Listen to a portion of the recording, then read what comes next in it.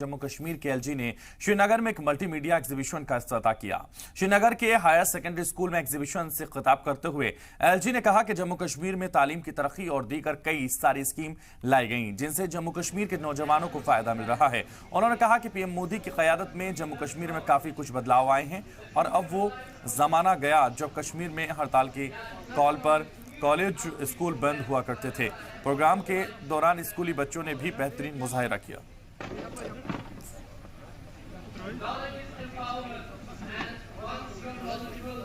प्रधानमंत्री आवास योजना के अंतर्गत 3 करोड़ से ज्यादा परिवारों का अपने छत का सपना साकार हुआ।